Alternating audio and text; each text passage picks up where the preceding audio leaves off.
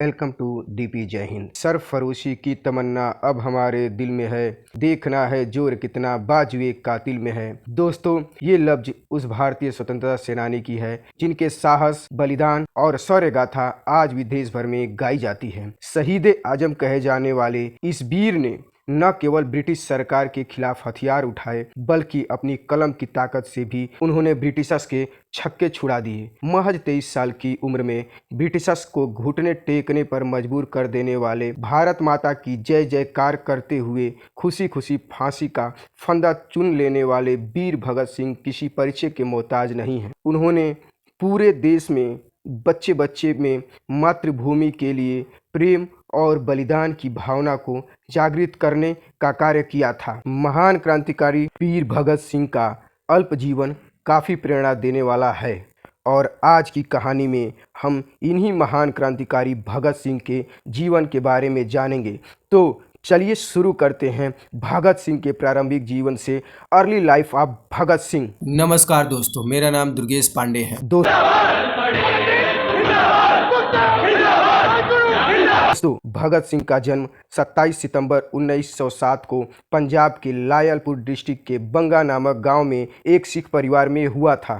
इनके जन्म के समय इनके पिता किशन सिंह, चाचा अजीत तथा स्वर्ण सिंह कोलाइजेशन बिल का विरोध करने के कारण जेल की सजा काट रहे थे। भगत सिंह का पूरा परिवार भी भारत की आज़ादी के संघर्ष में शामिल था, इसलिए इनका बचपन स्वतंत्रता सेनानियों के बीच गुजरा और इनके मन में भी छोटी उम्र से ही देश की आज़ादी का सपना घर कर गया। भगत सिंह अपनी माँ विद्यावती कौर की आंखों का तारा हुआ करते थे। उन्होंने अपनी माता से बुद्धि कौशल, संवेदना, सहनशीलता, सहानुभूति, अंतर्ज्ञान जैसे गुण सीखे तथा अपने स्वतंत्रता सेनानी पिता से प्रेरित होते हुए उन्होंने अपने अंदर साहस, बलिदान और देशभक्ति की भावना को विकसित किया। देशभक्ति की इन्हीं भावना की झलक हमें उनके बचपन के किस्से में साफ देखने को मिलता है। दरअसल नन्हे भगत सिंह ने अपने पिता को खेत में आम की गुठलिया को बोते देखा। अपने पिता को ऐसा करते हुए देख उन्होंने यह प्रश्न किया कि वह क्या कर रहे हैं। जवाब देते हुए उनके पिता ने कहा कि वो बीज बो रहे हैं जो आगे चलकर पेड़ बनेगा और उन्हें बहुत सारे आम प्रदान करेगा। उन्होंने अपने पिता की बात सुन उन्होंने फौरन अपने घर गए और बंदूक लेकर आए और उस बंदूक को बीज की तरह ही मिट्टी में दबाने लगे। उनको ऐसा करते हुए जब उनके पिता ने प्रश्न किया तो भगत सिंह ने जवाब दिया कि बीज की तरह बंदूक बो रहे हैं, जिससे खेतों में भी बंदूक के पेड़ उगेंगे और कुछ समय बाद कई सारी बंदूकें होंगी जिसकी मदद से आज़ादी की जंग लड़ सकेंगे। भगत सिंह की ऐसी मासूमियत और देशभक्ति की भावना देख उनके पिता का सीना गर्व से चौड़ा हो गया और उन्हें यकीन हो गया कि उनका बेटा भारतीय स्वतंत्रता आंदोलन में अपना महत्वपूर्ण योगदान देगा। भगत सिंह बचपन से ही आक्रामक स्वभाव के थे और अनोखे खेल खेला करते थे। जब वह 5 साल के थे तो वह अपने साथियों को 2 अलग अलग ग्रुप में बांट दिया करते थे और फिर आपस में आक्रमण कर युद्ध का अभ्यास करते थे। इस तरह का युद्ध अभ्यास भगत सिंह भारतीय स्वतंत्रता आंदोलन में भाग लेने के उद्देश्य से किया करते थे। भगत सिंह के हर कार्य में वीर, धीर और निर्भीक होने का प्रमाण है। ये बचपन से किसी को अपनी ओर आकर्षित कर लेते थे। जब इनकी शिक्षा की बारी आई तब इन्होंने लाहौर के ब्रिटिश स्कूल में दाखिला लेने से साफ मना कर दिया और अपना एडमिशन दयानंद एंग्लो वैदिक स्कूल में कराया। भगत सिंह पढ़ने में काफ़ी होशियार और तेज तरार हुआ करते थे। इन्होंने अपने कोर्स बुक के अलावा देश विदेश के कई मशहूर किताबों का अध्ययन किया। खासकर इनकी रुचि सोशल, पॉलिटिकल, इकोनॉमिकल रिफॉर्म पर आधारित किताबों के प्रति हुआ करती थी। इनके अध्ययन से छोटी उम्र में ही भगत सिंह को देश विदेश के सोशल पॉलिटिकल सिनेरियो का ज्ञान हो चुका था। दोस्तों, भगत सिंह के जीवन में एक नया अध्याय तब शुरू हुआ जब 13 अप्रैल 1919 को जलियांवाला बाग हत्याकांड हुआ। इस भयानक त्रासदी से 12 वर्ष के भगत सिंह इतने आहत हुए कि अगले दिन पैदल अमृतसर की ओर चल दिए। जलियांवाला बाग पहुंचते ही उन्होंने चारों ओर खून से लथपथ लाशों का भयानक मंजर देखा। इससे उनके अंदर ब्रिटिशर्स के खिलाफ अत्यंत क्रोध और बदले की भावना उत्पन्न हुए। उन्होंने एक बोतल में खून से सनी हुई मिट्टी को भरा और वापस लाहौर आ गए। यहाँ आने के बाद उन्होंने अंग्रेजों को भारत से मार भगाने का प्रण लिया। वहीं शुरू के दिनों में भगत सिंह महात्मा गांधी के एक बड़े प्रशंसक के रूप में जाने जाते थे। उन्हें यह पूर्ण विश्वास था कि गांधी जी अपने अथक प्रयासों से देश को आज़ाद करा लेंगे। इसलिए जब महात्मा गांधी ने नॉन कोऑपरेशन मूवमेंट लॉन्च किया तो सभी देशवासियों की तरह भगत सिंह ने भी इस आंदोलन में बढ़ चढ़कर हिस्सा लिया। भगत सिंह खुलेआम अंग्रेजों को लालकारा करते और गांधी जी के कहने पर ब्रिटिश सरकार द्वारा छापी गई किताबों को जलाया करते थे। देश भर में नॉन कोऑपरेशन मूवमेंट को सपोर्ट मिल रहा था और सबको यह आशा थी कि ब्रिटिशर्स भारत छोड़कर चले जाएंगे। परंतु जब चौरा चौरी कांड के कारण महात्मा गांधी जब आंदोलन को वापस लिया तो भगत सिंह इस फैसले से काफ़ी निराश हुए और इसके बाद उन्होंने क्रांतिकारी मार्ग चुना। उन्हें इस बात का एहसास हो चुका था कि नॉन वायलेंस या पीसफुल टैक्टिक्स से भारत कभी भी स्वतंत्र नहीं हो सकता और यहीं से शुरू होती है भगत सिंह के साहस और बलिदान की कहानी। तो आइए एक नज़र उनके क्रांतिकारी गतिविधियों पर डालते हैं। Revolutionary activity of Bhagat Singh. दोस्तों, अपने कॉलेज के दिनों में ही भगत सिंह की मुलाकात सुखदेव, भगवती चरण समेत अन्य कई क्रांतिकारियों से हुई। इनकी सबसे गहरी दोस्ती सुखदेव के साथ हुई। उस समय आज़ादी की लड़ाई अपने चरम सीमा पर थी। आपको बता दें, वह ये दौर था जब अंग्रेज शासकों का अत्याचार भारतीयों के खिलाफ बढ़ रहा था। ये सब देखकर भगत सिंह ने अपनी पढ़ाई छोड़ दी और खुद को स्वतंत्रता संग्राम में पूरी तरह समर्पित कर दिया। इसी दौरान इनके घर पर इनकी शादी की बात भी शुरू होने लगी, परंतु भगत सिंह ने शादी के प्रस्ताव को यह कहते हुए ठुकरा दिया कि आज़ादी से पहले विवाह करूंगा तो मैं मौत ही मेरी दुल्हन होगी। शहीद आजम के इस फैसले से उनके माता पिता काफ़ी आहत हुए, परंतु वे भगत सिंह के देश प्रेम के आगे बेबस थे। ये फैसला लेने के बाद भगत सिंह कानपुर की ओर चल पड़े। देश के आज़ादी के लिए भगत सिंह सभी युवाओं को जागृत करना चाहते थे, लेकिन हर युवा तक यह संदेश पहुंचाने के लिए किसी माध्यम की ज़रूरत थी। इसके लिए भगत सिंह ने लगभग 1926 ईस्वी में कीर्ति किसान पार्टी ज्वाइन कर ली। इसी पार्टी द्वारा प्रकाशित मैगजीन कीर्ति के लिए काम करने लगे। शुरुआत में भगत सिंह ने ब्रिटिशर्स के लिए खिलाफ आक्रामक लेख लिखे और पैम्पलेट छपवाए और ज़्यादा से ज़्यादा लोगों तक ब्रिटिशर्स के खिलाफ। इसी दौरान भगत सिंह ने 1926 में खुद की एक पार्टी का भी गठन किया। इसका नाम उन्होंने नौजवान भारत सभा रखा। इस पार्टी का उद्देश्य था वर्कर और युवा किसानों को इकट्ठा कर ब्रिटिशर्स के खिलाफ जंग छेड़ना। भगत सिंह का ऐसा करना ब्रिटिशर्स को रास नहीं आ रहा था और 1927 में ब्रिटिश पुलिस ने उन्हें हिरासत में लिया। कोर्ट में उनकी पेशी की गई और 8,000 रुपये देकर भगत सिंह के पिताजी ने उनकी जमानत कराई, परंतु इसके बावजूद भगत सिंह ने ब्रिटिशर्स के विरुद्ध आक्रामक लेख लिखने बंद नहीं किए। इसके बाद 1927 में काकोरी कांड को अंजाम देने वाले हिंदुस्तान रिपब्लिकन एसोसिएशन के कुछ क्रांतिकारियों को ब्रिटिश द्वारा सजा सुनाई गई, जिसके तहत राम प्रसाद बिस्मिल समेत 4 लोगों को फांसी और 16 लोगों को आजीवन कारावास की सजा दी गई। इस पूरी घटना के बाद हिंदुस्तान रिपब्लिकन एसोसिएशन की नींव डगमगा गई।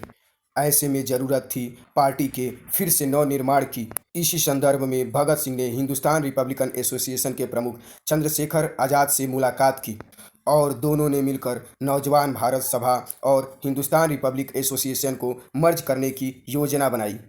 इसी के तहत सितंबर 1928 में दिल्ली के फिरोज शाह कोटला मैदान में एक सीक्रेट मीटिंग की गई और दोनों पार्टियों का विलय कर दिया गया और इसी नई पार्टी का नाम बड़े विचार विमर्श के बाद हिंदुस्तान सोशिएट रिपब्लिक एसोसिएशन रखा गया। इसी दौरान साइमन कमीशन का भारत आगमन हुआ और पूरे देश में इसका विरोध किया गया। लाहौर में ऐसे ही एक विरोध प्रदर्शन को लाला लाजपत राय लीड कर रहे थे। ये लोग साइमन गो बैक का नारा लगाते हुए आगे बढ़ ही रहे थे। पुलिस ने लाठीचार्ज शुरू कर दिया। इसी दौरान लाला लाजपत राय के सर पर लाठी पड़ने से वह गंभीर रूप से घायल हो गए और हॉस्पिटल में उन्होंने यह कहते हुए दम तोड़ा कि उनकी मृत्यु ही ब्रिटिशर्स के ताबूत पर आखिरी कील साबित होगी। अपने गुरु लाला लाजपत राय और अन्य पार्टी मेंबर्स की मृत्यु के कारण भगत सिंह का गुस्सा सातवें आसमान पर था और वे किसी तरह से ब्रिटिशर्स से बदला लेना चाहते थे। इसके लिए उन्होंने चंद्रशेखर आज़ाद, राजगुरु और कुछ अन्य क्रांतिकारियों के साथ जेम्स स्कॉट की हत्या करने की गुप्त योजना बनाई। बता दें कि जेम्स स्कॉट ने ही प्रदर्शनकारियों पर लाठीचार्ज का आदेश दिया था। योजना के मुताबिक जेम्स स्कॉट जिस पुलिस थाने में तैनात था उसके पास ही भगत सिंह और उनके साथी छुप गए और स्कॉट को थाने से बाहर निकलने के लिए इंतजार करने लगे। और जैसे ही उन्होंने एक पुलिसमैन को थाने से बाहर आते हुए देखा, उन्होंने उस पर गोलियों की बरसात कर दी और वहां से भाग खड़े हुए। परंतु इस पूरे हत्याकांड में एक गलती हो गई। दरअसल उनके साथ जय गोपाल स्कॉट की सही पहचान नहीं कर पाए और उन्होंने स्कॉट की जगह लाहौर के डिप्टी सुप्रिटेंडेंट जेम्स सैंडर्स की हत्या कर दी। सैंडर्स की हत्या की खबर पूरे भारत में आग की तरह फैल चुकी थी, जिसके बाद ब्रिटिश सरकार ने भगत सिंह और उनके साथियों को ढूंढने के लिए चारों तरफ जाल बिछा दी। हर जगह की पुलिस केवल उन्हें ही ढूंढने में जुट गई और यह भगत सिंह और उनके साथियों के लिए बहुत बड़ी समस्या थी। इसके लिए भी एक योजना बनाई गई। भगत सिंह ने खुद को बचाने के लिए अपने बाल और दाढ़ी कटवा दिए। एक सिख होते हुए भी ऐसा करना भगत सिंह को देश प्रेम की असीमित देश प्रेम को दर्शाता है। इसके बाद भगत सिंह और राजगुरु ने स्वतंत्रता सेनानी दुर्गा भाभी से मदद मांगी। भगत सिंह जेंटलमैन अंग्रेज पोशाक और हैट लगाकर तैयार हुए। दुर्गा भाभी उनकी पत्नी बनी और राजगुरु नौकर बने और ये तीनों अपना भेष बदलकर लाहौर से कलकत्ता की ओर प्रस्थान किए। 1 साल तक ब्रिटिश पुलिस सरदार भगत सिंह को गिरफ्तार करने में असफल और फिर 1929 में भगत सिंह गिरफ्तार हो जाते हैं। ये गिरफ्तारी ब्रिटिश पुलिस की कोई सफलता नहीं थी। भगत सिंह ने खुद ही अपने को अरेस्ट करा लिया था। दोस्तों, हुआ ये था कि 1929 में असेंबली में 2 बिल पास किए जा रहे थे, ट्रेड डिस्प्यूट बिल और public safety bill. Trade dispute bill जहां वर्करों के राइट के विरुद्ध था, वहीं पब्लिक सेफ्टी बिल इंडिया में सोशलिस्ट और कम्युनिस्ट एक्टिविटी पर लगाम लगाने के लिए लाया जा रहा था। इंडियन नेशनलिस्ट लीडर के विरोध के बावजूद ब्रिटिश गवर्नमेंट इस बिल को पास करने जा रही थी। भगत सिंह, चंद्रशेखर आज़ाद, राजगुरु, बटुकेश्वर और सुखदेव के साथ मिलकर दिल्ली सेंट्रल असेंबली में बम ब्लास्ट करने की योजना बनाई। परंतु पूरी प्रक्रिया में भगत सिंह खून खराबा नहीं चाहते थे। वे केवल ब्रिटिश सरकार का ध्यान जनता की मांगों की ओर आकर्षित करना चाहते थे। इसी वजह से उन्होंने लो इंटेंसिटी बम ब्लास्ट करने का निर्णय लिया। ये बम किसी को मारने के लिए नहीं था, बल्कि भगत सिंह के शब्दों में कहे तो पहरों को सुनाने के लिए था। और फिर 8 अप्रैल 1929 को भगत सिंह को बटुकेश्वर दत्त के साथ 2 लो इंटेंसिटी बम के साथ और कुछ पंपलेट के साथ असेंबली में पहुंचे और असेंबली में घुसते ही उन्होंने खाली जगह देखकर बम फेंक दिया। बम काफ़ी ज़ोरों से फटा और पूरा असेंबली हॉल धुएं से भर गया और इसके बाद भगत सिंह ने पंपलेट को हवा में उड़ा दिया और कहा, बहरों को सुनाने के लिए धमाका जरूरी है। इस पूरी घटना में किसी को कोई क्षति नहीं पहुंची थी। हाँ, धमाका काफ़ी तेज हुआ था, जिससे अंग्रेजों के होश उड़ गए थे। दोस्तों, भगत सिंह चाहते तो धुएं का फ़ायदा उठाकर भाग सकते थे, परंतु उन्होंने ऐसा नहीं किया, बल्कि पूरे असेंबली में इनकलाब जिंदाबाद का नारा लगाना शुरू कर दिया। भगत सिंह और उनके साथी वहां से भागने की कोशिश नहीं करते, बल्कि खुद को अरेस्ट करा लेते हैं। ये उनके प्लान का हिस्सा था। वह चाहते थे कि कोर्ट में ट्रायल की मदद से वह अपने आइडियोलॉजी को सभी तक पहुंचा सके। उन्हें अरेस्ट करने के बाद ब्रिटिश गवर्नमेंट भगत सिंह के खिलाफ 2 केस चलाती है, असेंबली बम केस और दूसरा लाहौर कंस्पिरेसी केस सैंडर्स के मर्डर के लिए था। आइए अब जानते हैं गिरफ्तारी के बाद वीर भगत सिंह के साथ क्या हुआ। Last movement of Bhagat Singh. दोस्तों, भगत सिंह जेल में भी अंग्रेज़ों के खिलाफ संघर्ष जारी रखा। उन्होंने जेल में अंग्रेजी कैदियों और भारतीय कैदियों के बीच होने वाले भेदभाव और उनके साथ हो रहे व्यवहार के खिलाफ आवाज़ उठाई। इसके साथ ही उन्होंने जेल में पॉलिटिकल प्रिजनर के लिए उचित सुविधाएं देने के लिए मांग की थी।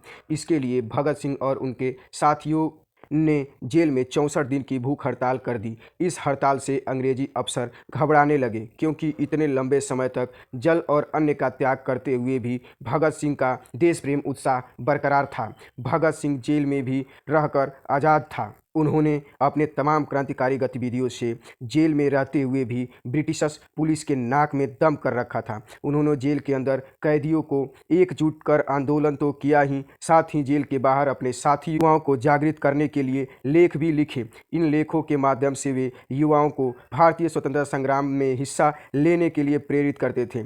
जेल में रहकर भगत सिंह ने दोबारा किताबें पढ़ना शुरू किया और 2 साल में उन्होंने कम से कम 300 किताबें पढ़ी। इस बीच 7 अक्टूबर 1930 सैंडर्स मर्डर की सुनवाई करते हुए भगत सिंह, सुखदेव और राजगुरु को फांसी की सजा दे दी गई और 24 मार्च 1931 को उन्हें फांसी देने की निर्णय लिया गया। ब्रिटिश सरकार के इस निर्णय से पूरे भारत में शोक की लहर दौड़ गई और भारत के कोने कोने में भगत सिंह के रिहाई के लिए लोग प्रदर्शन करने लगे।